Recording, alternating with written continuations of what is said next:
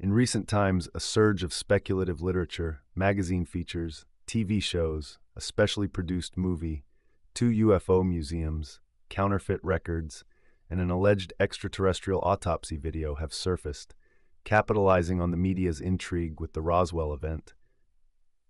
Despite concerns about vested interests and the doubtful credibility of those contributing to the media frenzy, the tale has captured global interest. The U.S. Air Force is persistently charged with hiding a significant clandestine truth from the nation.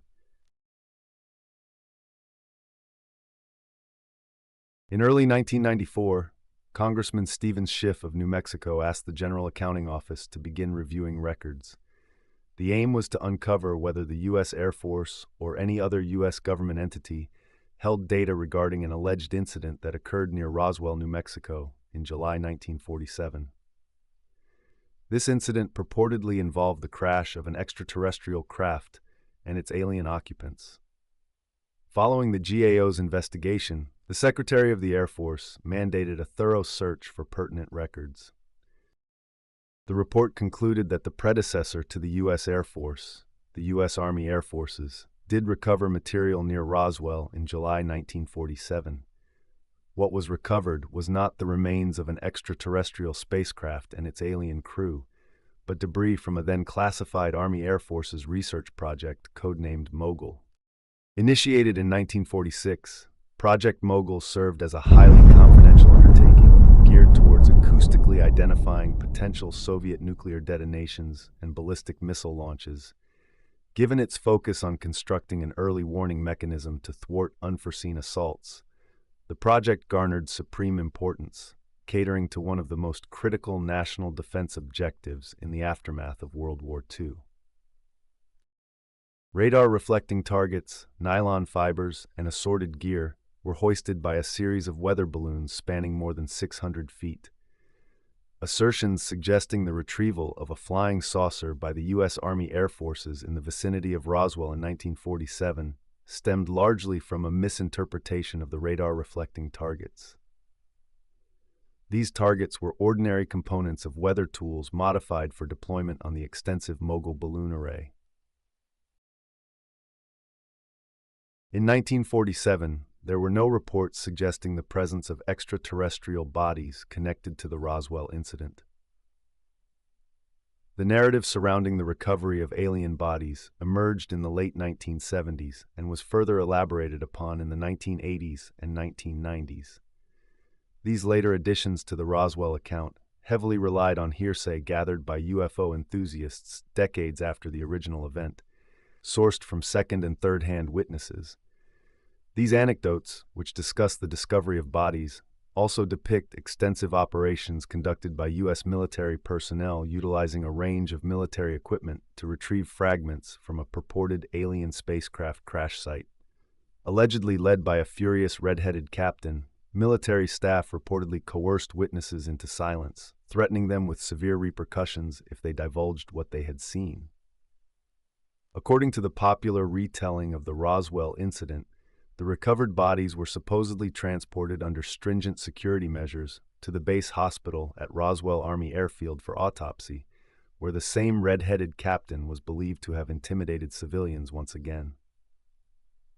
Following the alleged autopsies, the alien bodies were said to have been transferred to Wright Field in Ohio, now known as Wright-Patterson Air Force Base, for additional examination and storage.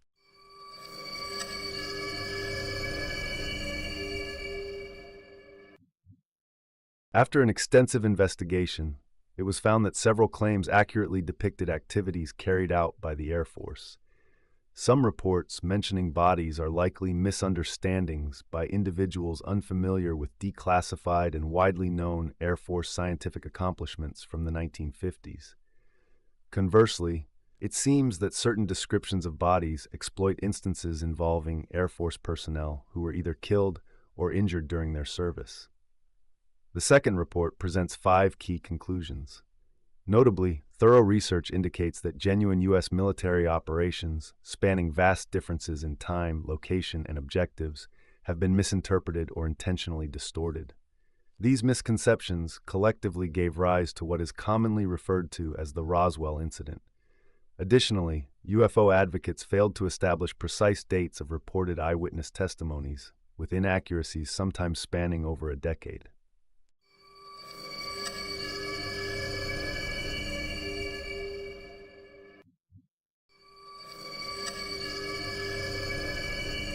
Moreover, they inaccurately associated all these narrations with the legitimate retrieval of Project Mogul apparatus in 1947.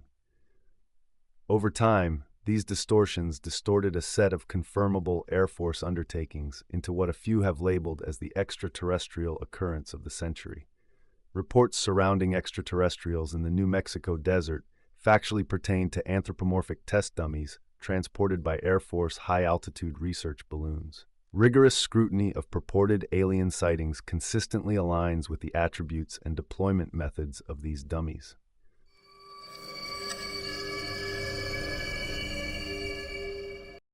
Between 1953 and 1959, the U.S. Air Force Aeromedical Laboratory employed anthropomorphic dummies in the High Dive and Excelsior projects.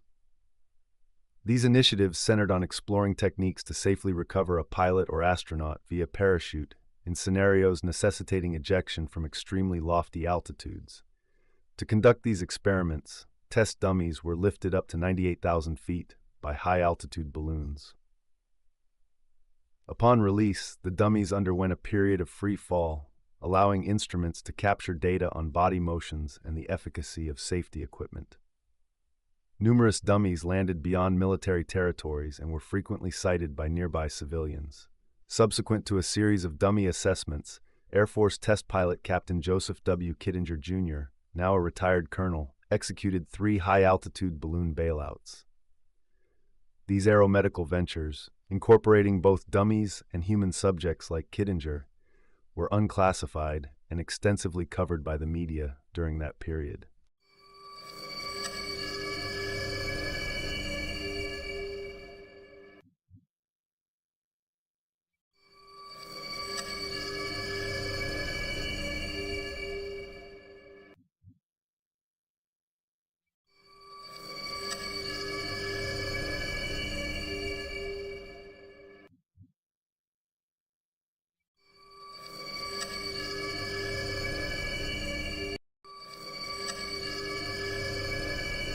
In 1956, 20th Century Fox released On the Threshold of Space, a full-length movie inspired by these ventures and shot at Holloman Air Force Base. Air Force staff, aircraft, high-altitude balloons, and the authentic anthropomorphic dummies were featured in the film production. The accounts from witnesses about military units swiftly arriving, post a supposed flying saucer crash, depicted factual descriptions of Air Force personnel engaging in high-altitude balloon and dummy retrieval activities. Since 1947, Air Force atmospheric research entities at Holloman Air Force Base in New Mexico have launched and retrieved around 2,500 high-altitude balloons, with many operations occurring in regions of New Mexico connected to the Roswell incident. The equipment, vehicles, and procedures employed by the Holloman Air Force Base balloon branch, responsible for most launches, precisely match the descriptions provided by observers who claim to witness the flying saucer and alien crew recovery. These large Air Force high-altitude balloons launched by the Holloman balloon branch carried a diverse array of innovative and, to many, peculiar devices. A significant portion of this equipment was experimental and embodied the cutting-edge space-age technologies of that era.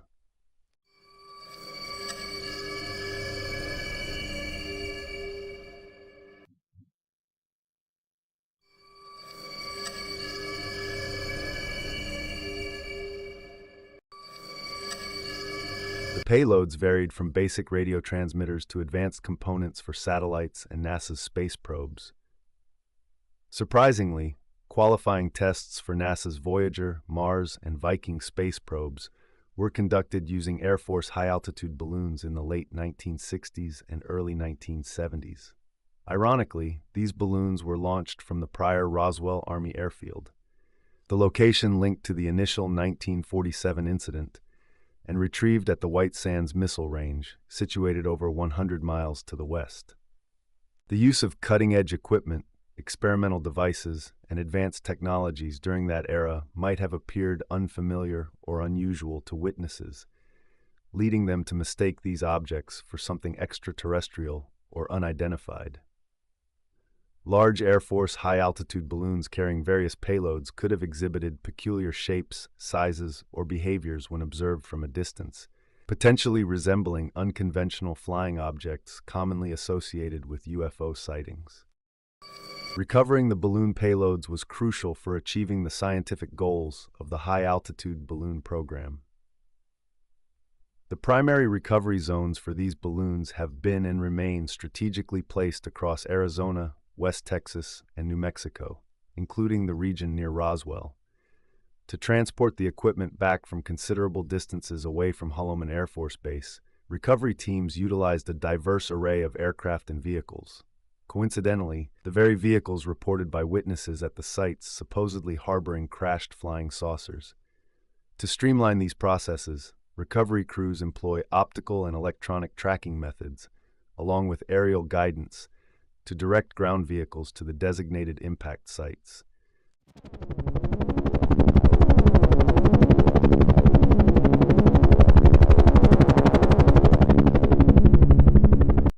In some of the narratives related to Roswell, unverified claims suggested that military personnel recovering equipment in rural New Mexico areas intimidated and threatened civilians present. In contrast, members of the balloon branch maintained positive relationships with the local community and frequently sought their aid following a balloon or payload touchdown. Throughout their operations, recovery teams would either rent or borrow tractors, bulldozers, snowmobiles, or even pack mules from nearby residents. The presence of payloads, parachutes, balloons, and accompanying chase aircraft often attracted curious spectators from the surrounding areas. In fact, such landing sites would often draw large crowds of civilians, leading balloon branch members to liken the scenes to a circus arriving in town.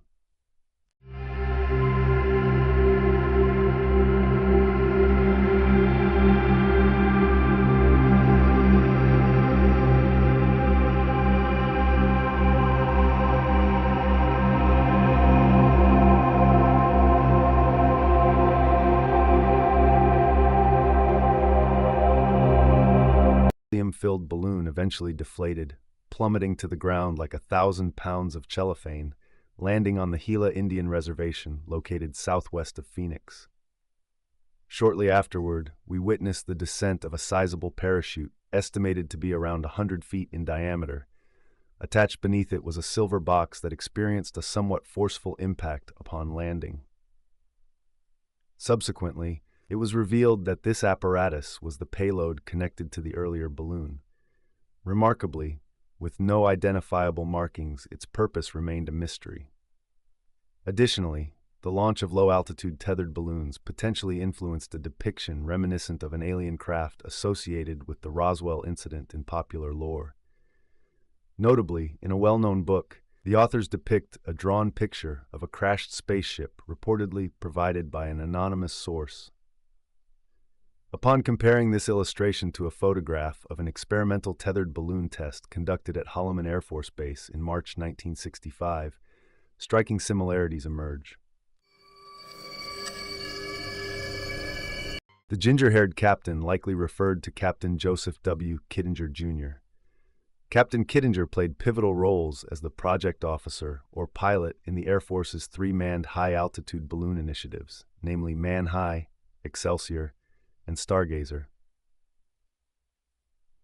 Throughout the 1950s and early 1960s, Captain Kittinger was a familiar presence at numerous balloon and dummy launch and retrieval locations across the southwestern United States. Despite claims made by UFO proponents, no verifiable evidence exists to support assertions of Kittinger confronting or intimidating civilians. Colonel Kittinger boasts an illustrious career as an Air Force test pilot, notably holding the world record for the highest parachute jump from nearly 20 miles above the ground. Subsequently, he completed 3 combat tours in Southeast Asia, achieving an aerial victory during combat operations over North Vietnam. After flying over 480 missions, Colonel Kittinger's aircraft was downed over North Vietnam, leading to his capture and 10-month internment as a prisoner of war at the notorious Hanoi Hilton until his repatriation in March 1973. Following his retirement from the Air Force, Colonel Kittinger etched his name in history by becoming the first person to solo cross the Atlantic through a balloon journey in 1984.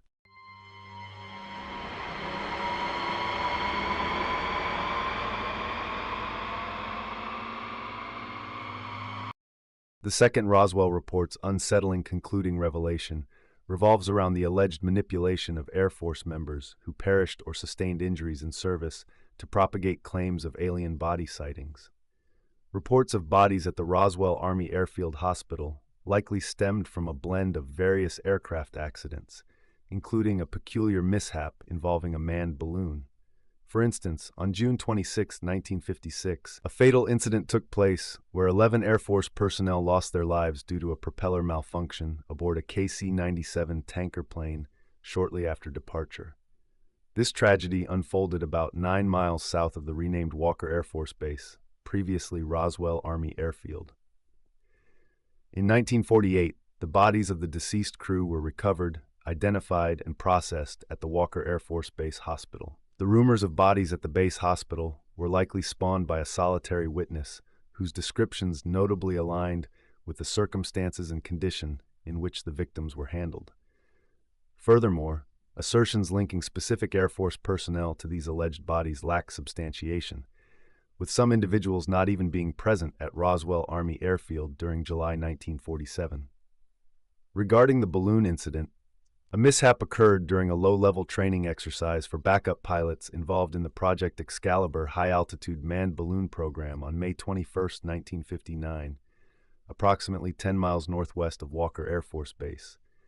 During the incident, one of the crew members, Captain Dan D. Foljam, later a retired colonel, sustained injuries upon landing. Subsequent to the accident, Captain Fuldheim and the rest of the balloon crew were airlifted to the Walker Air Force Base Hospital via a chase helicopter that had trailed the training session for emergency purposes. Upon reaching the highly secured Strategic Air Command facility, the balloon crew members were greeted by armed Air Force security personnel who remained in their company until their identities were validated.